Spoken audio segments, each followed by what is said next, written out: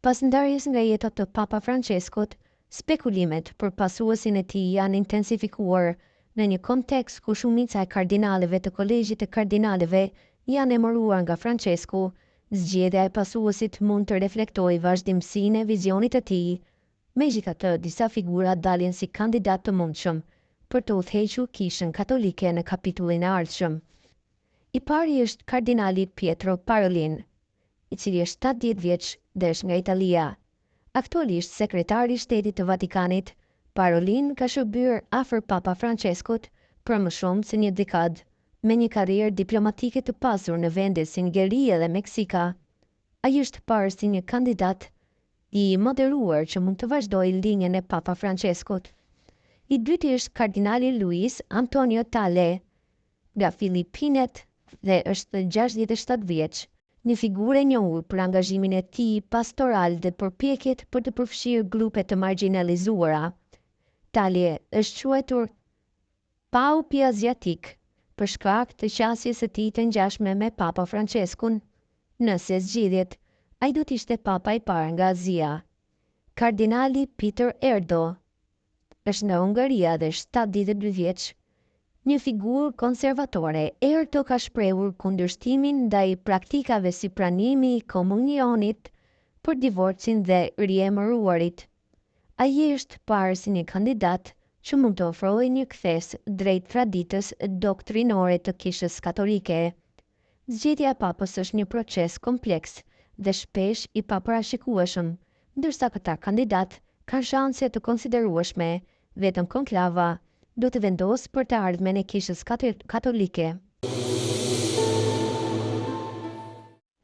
Pas ndarjes nga jeta të Papa Franceskut, bota katolike ndodhet përballë një momenti historik, teksa sytë janë drejtuar nga konklava e ardhshme që do të përcaktojë udhëheqësin e ri shpirtëror më shumë se 1 miliard besimtarëve në mbar globin.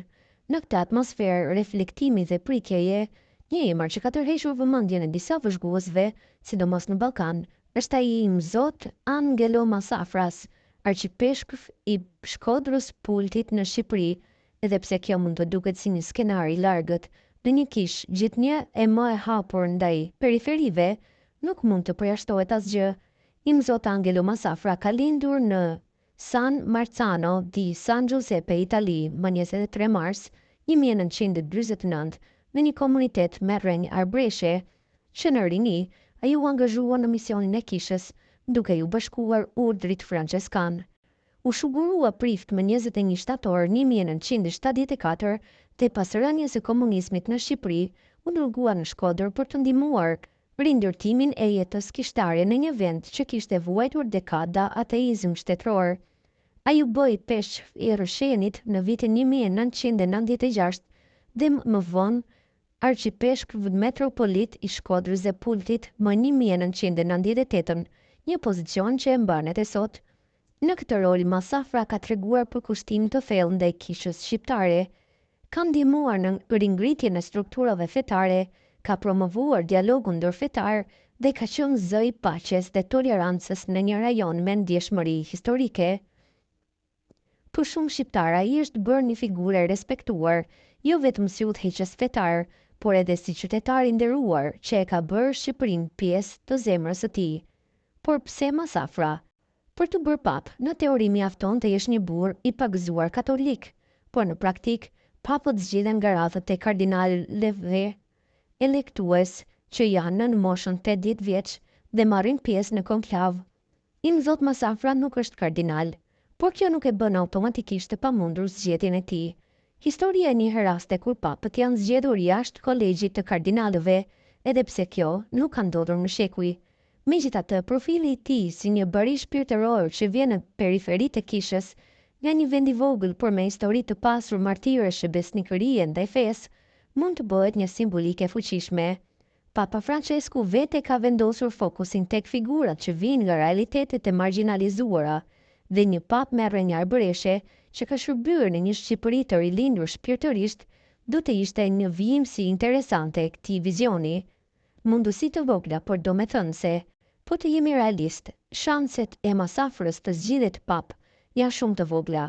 Ai është 76 vjeç dhe nuk është pjesë e trupit zgjedhës, Por nëse ndonjë vale papritur vjen nga konklava dhe vëmendja bie mbi një figurë me përvojë të thellë shpirtërore dhe përkushtim pa bujë, masafra mund të shihet si simbol i kishës që shërben në heshtje larg reflektorëve të Vatikanit, por me dashuri të thellë për të varfrit, për pajtimin dhe për shpresën. Një zgjedhje e tillë do të ishte edhe shenjë nderimi për Shqipërinë, vendin e martirëve dhe të kishës që mbijetoi më të pamundurën. Do të ishte një pap që flet shqip në zemër dhe që njeh dhimbjen dhe ringjalljen e një populli të tërë.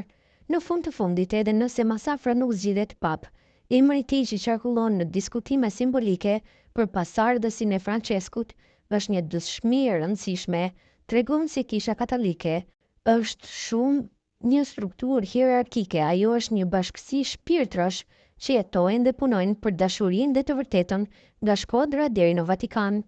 Dhe ndoshta në një të ardhme jo shumë të largët, do të vi dita ku një shqiptar me origjinë ose me shpirt të ulet në fronin e Shën Pietrit, e kur kjo të ndodhë, rrugëtimi i masafrës do të kujtohet si pararendje profetike e një ndryshimi të madh.